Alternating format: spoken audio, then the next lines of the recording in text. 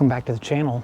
Today I'm going to talk about and give you a tour of our Alaskan chicken coop, backyard chickens. Give you some ideas, some tips, some tricks, ways to make your backyard chicken coop work better for you, especially if you're in a colder climate. Well, let's talk about the actual coop. There's no reason to spend a whole lot of money on a coop, but you can if you want. My particular coop, I built right off of our shed. So this is a 10 by 12 regular utility shed. It was present on our property when we moved here. I relocated it into a position that was more workable for my yard.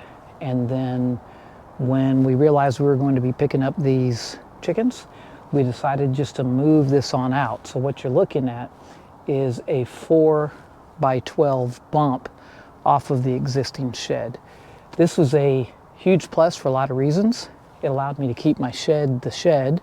I'm out here frequently anyway, and there are some combination of tools that you might use in your shed that you're going to use to take care of your chickens. So that works out really, really well.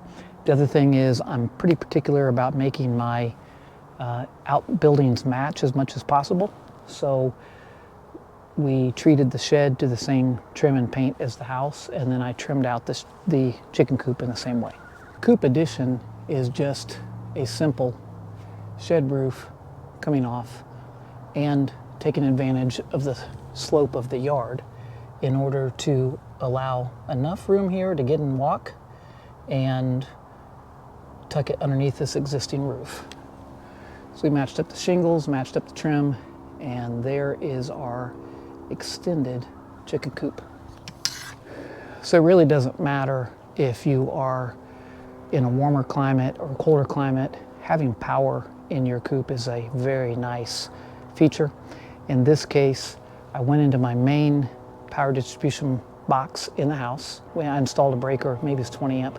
I installed that in the panel, and I picked up some of the ground contact, the kind of conduit that can be buried immediately, and we trenched from this corner of the house up to the coop. Doing this required, doing a lot of drilling through the walls and top plate in the attic, crawling through the attic and bringing the conduit down here, trenched out. I don't know, this is maybe 80 feet or something, and then brought it right into our shed. I included a GFI, so when the power first comes in here, it goes right into this GFI. GFI is also handy because I can just shut the power down from right here if I want to do some work on the circuits inside of the chicken coop. With that, I also put my light switch on the outside. That way I could flick on the light, look through the window, and see what they're up to without having to actually go inside. What do we have going on in here? So this is our 4 by 12 space. It's obviously just a little bit under 4 feet when you count the studs and kind of how the wall is in here. I keep the floor covered in just good old wood shavings. We have our various power outlets inside. That also allows us to turn on a timer with a timer light during the winter to help these guys out, to have more daylight, which is a good way to keep their egg cycle going and to help keep them happy while they're out here. What you're looking at here is my nesting box. Those are actually make-believe eggs.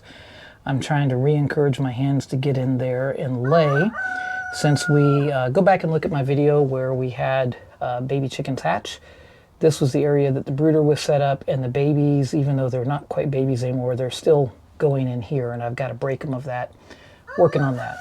Over here, we have a movable, see, check this out, simple things. We have a movable roost, so I can get back in here and take care of business as needed. Speaking of business, I know it's all over the place, and you're saying, why in the world do I have that shed roof? Well, the good news is I can just clean the shed roof off. It poops dry, scrape them down. The other issue is that I have hens that like to go up under there and nest. and lay their eggs. And that creates, obviously, a huge issue if they've been sleeping all night and pooping on them.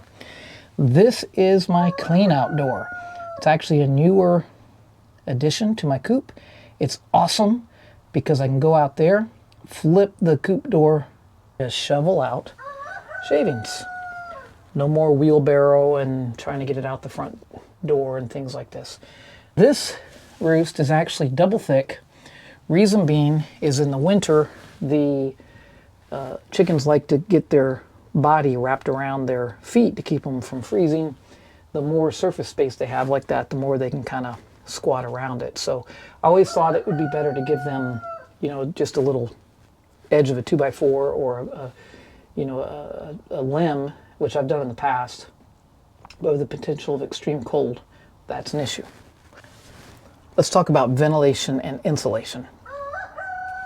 So the thing is, you really need air moving. That's probably the key issue, but you also don't need wind blowing in and freezing your birds. Catch 22. You also have moisture control issues. So if I were to fully insulate this, which would be awesome, you still have to move air. Well, if it's 3-4 degrees outside, it's fully insulated and I've got openings and air moving, I'm bringing the cold in anyway. So we're going to rely on, as we have in the past, good old Mother Nature, our chickens to have some really nice feathers. At night they get and they bundle up together tight. They keep each other warm.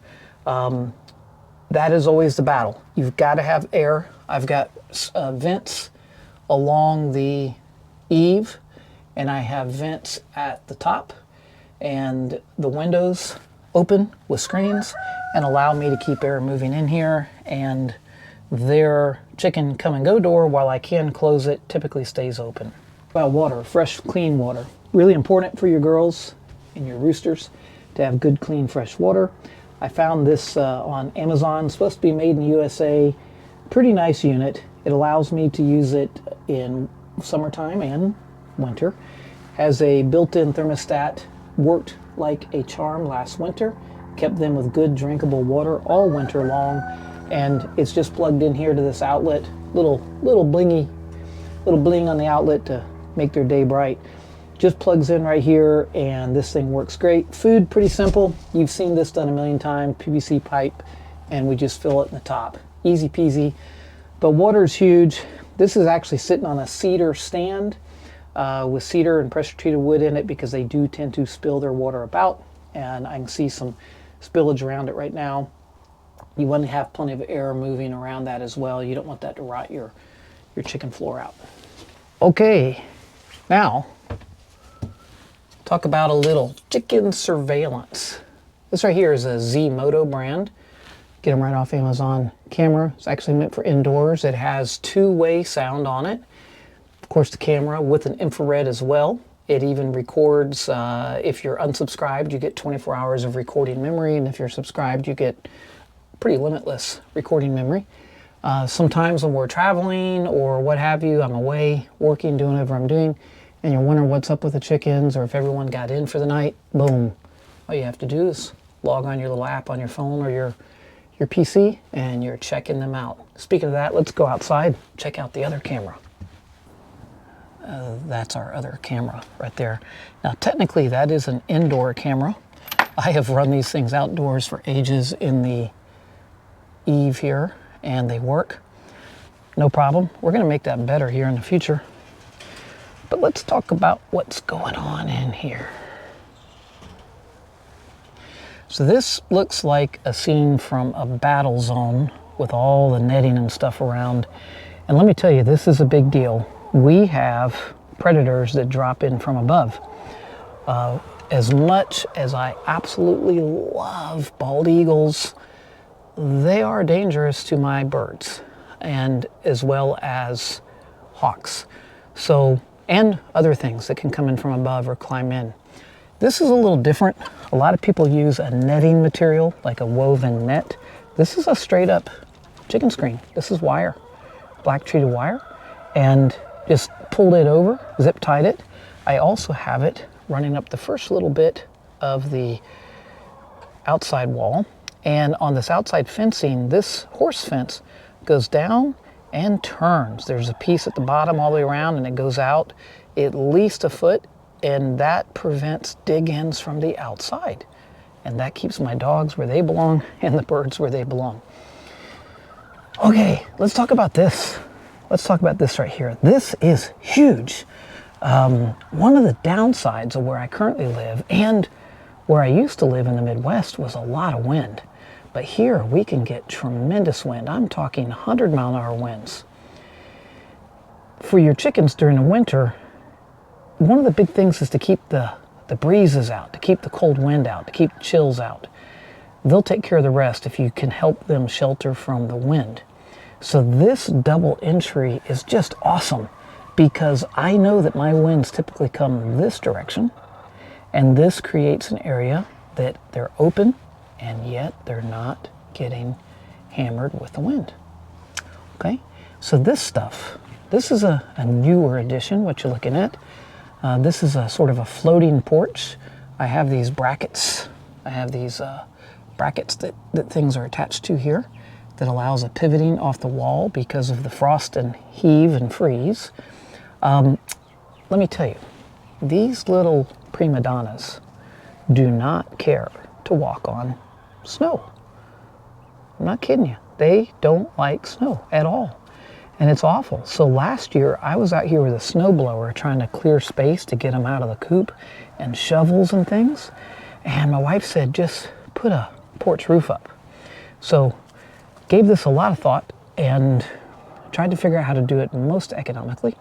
We actually had leftover metal from the previous owner of the house, used it, and some pressure treat, some plates in the ground, and boom, we now have actual area that hopefully this winter is going to be fairly easy to come in and clean out the snow, and hopefully these little prima donnas will come out and have a place to be so they're not just inside pooping nonstop. Here's our amazing scoop hatch. Lets me just push out this dirty wood shavings. I can lock the door up, I can put it down, we can do whatever.